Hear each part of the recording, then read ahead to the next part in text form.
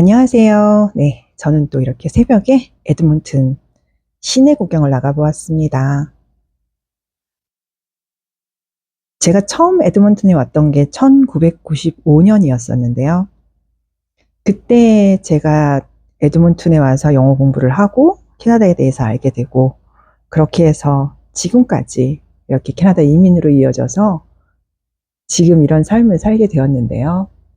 그렇게 생각하면 저에게 에드먼튼은 참 고마운 그런 도시입니다. 그때도 에드먼튼은 참 저렴해서 제가 와서 공부하겠다고 마음먹을 수 있었던 그런 도시였는데요. 요즘도 물론 밴쿠버나 토론토나 이렇게 큰 도시에 비하면 여전히 참 어포더블한 도시인 것 같습니다. 여기는 주의회 의사당인데요. 에드먼튼은 알버타주의 주도입니다. 그래서 알버타주는 텍스가 하나밖에 없죠. 다른 주들은 다 텍스가 두 개가 붙거든요. 그래서 좀 더 저렴하게 느껴지는 알버타이기도 합니다. 새벽에 차를 타고 여기저기 둘러보면서 낮에는 이렇게 차를 타고 다니기 힘들었을 것 같아요. 보니까 주차비도 비싸더라고요. 그래서 새벽에 이렇게 돌아다니는 걸 참 좋아합니다. 에드먼튼이 아무래도 물가가 저렴하다 보니까 여기 사시는 분들도 더 여유가 있으셔서 많이 친절하신 것 같습니다. 제가 실수로 차 키를 차 안에 놓고 나와서 문이 잠겼는데요. 얼마나 당황을 했던지, 더군다나 그게 그 에드먼튼을 벗어나는 고속도로에서 그래서 주변에 정말 쌩쌩 달리는 차들밖에 없었는데요. 그렇게 서 있으니까 지나가던 차가 와서 멈춰서 무슨 일 있냐고 물어봐 주시기도 하고 아무튼 도움을 주셔서 전화를 빌려서 토트럭을 불렀습니다. 그래서 그 토트럭, 견인차가 왔었는데요. 그래서 견인차를 끌고 그 정비사분이 오셔가지고 차문을 열어주셨는데 보통 그거를 밴쿠버에서 했다 그러면 적어도 한 150불부터 시작을 하거든요.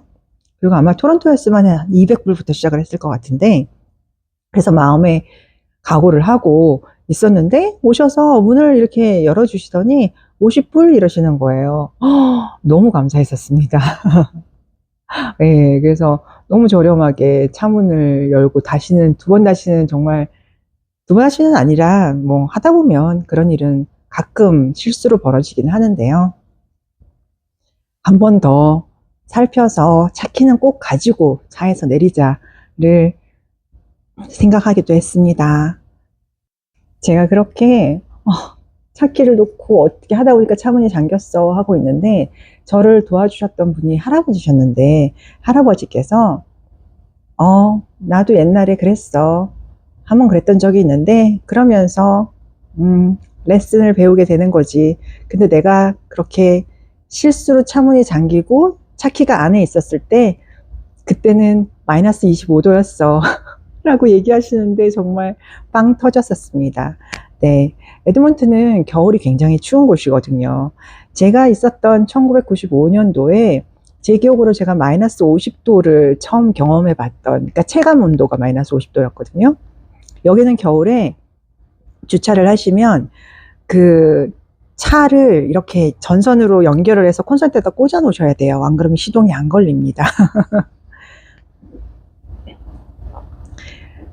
그렇게 겨울이 추운 곳이기 때문에 건물이 굉장히 연결이 잘 돼 있습니다. 그래서 겨울에는 바깥으로 굳이 별로 많이 걷지를 않아도 되게끔, 그래서 다운타운에서도 이렇게 지금 보고 계신 곳이 다 다운타운인데요. 다운타운이 그렇게 크지도 않아서 다운타운을 이렇게 가시다 보면 아마 조금 있으면 보이실 거예요. 건물과 건물 사이로 위로 다 이렇게 스카이워크처럼 연결을 다 지은 통로를 만들어 놨습니다. 그래서 사람들이 추운 겨울에도 밖에 나가지 않아도 괜찮을 정도로요. 그리고 얼마나 따뜻하게 빵빵 떼는지 그 마이너스 25도 되는 겨울에도 실내에선 다들 반팔에 반바지 입고 다닙니다. 저는 이렇게 에드먼튼에 온 이유가 서진이 때문이었기 때문에, 여기서부터 보이시죠? 이렇게 건물과 건물을 다 스카이웍으로 연결을 해 놨습니다. 그래서 겨울에 바깥으로 나가서 다른 건물로 이동 안 하셔도 돼요. 아무튼 저는 서진이 때문에 온 거라서 이따가 공항 가서 아들을 픽업해서 병원으로 서진이를 보러 갈 예정입니다. 그래서 에드먼튼에서는 사실 이 다운타운하고 병원밖에 본 게 없어요.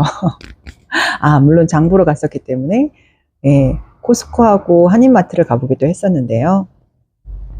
사실 에드먼튼에는 웨스트 에드먼튼 몰이라는 세계에서 가장 크다는 쇼핑몰이 있습니다. 그 안에 수영장도 있고 놀이공원도 있고, 정말 저는 1995년에도 그게 있었거든요. 그래서 그때 가보고 우와 하고, 거기서 정말 제가 그 수영장에서 어마어마한 높이에서 떨어져서 정말 무서워하며 놀았던 기억이 있는데요. 이번에는 가지 않았습니다. 그래서 저는 가보진 않았지만 그 몰이 있다는 얘기는 드리고 싶었어요.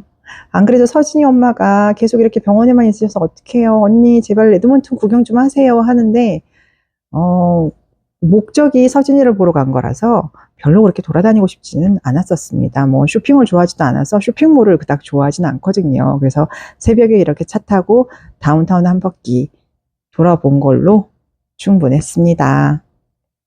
하지만 다른 분들은 혹시 오신다면 웨스트 에드먼튼 몰도 가보세요. 에드먼튼 일출의 명소 푸니쿨러에 왔습니다. 근데 오늘은 푸니쿨러가 클로즈라네요.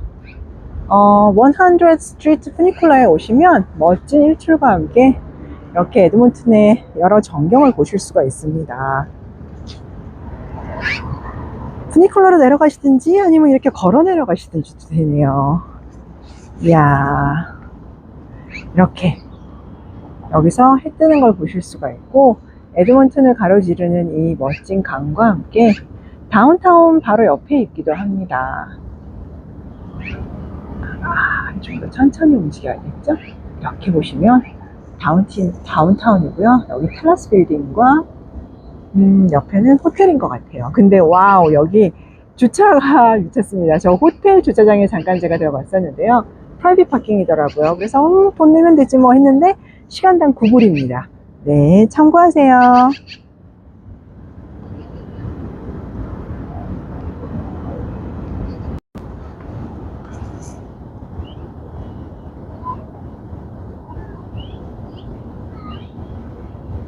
저곳에 가서 일출을 봐도 참 멋있을 것 같은데요. 아하하하. 주차를 길가에 잠깐 정차를 한 거라서 공원 쪽으로 이동을 해봐야겠습니다.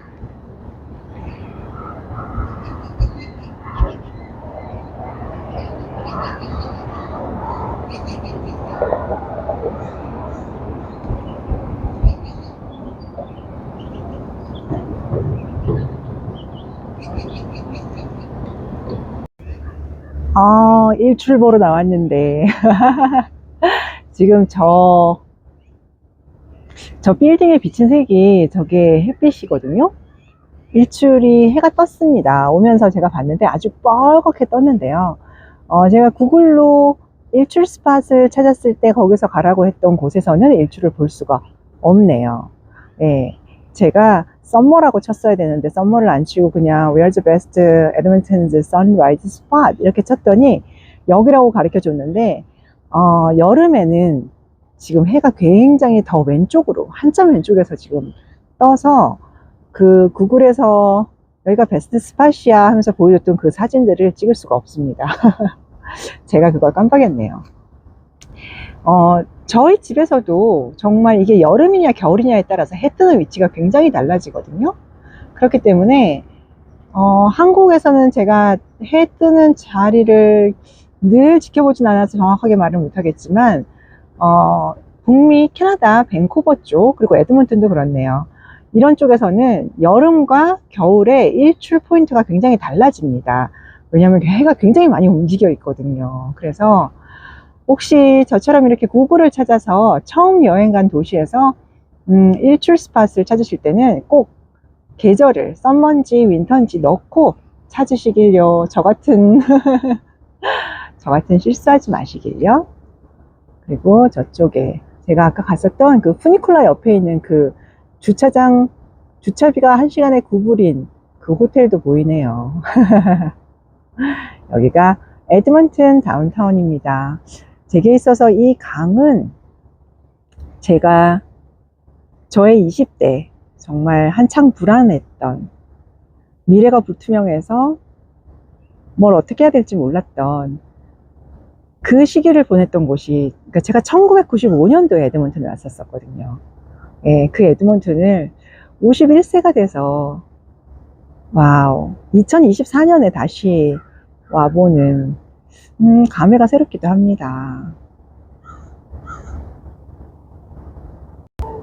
일출을 못 봐서 너무너무 아쉽지만 네. 저는 그러면 이따가 공항으로 아들을 픽업하러 가겠습니다. 그래서 이른 아침에 자전거를 타시는 분이나 달리시는 분들이나 저렇게 에드먼튼 리버보트를 타보셔도 괜찮을 것 같습니다.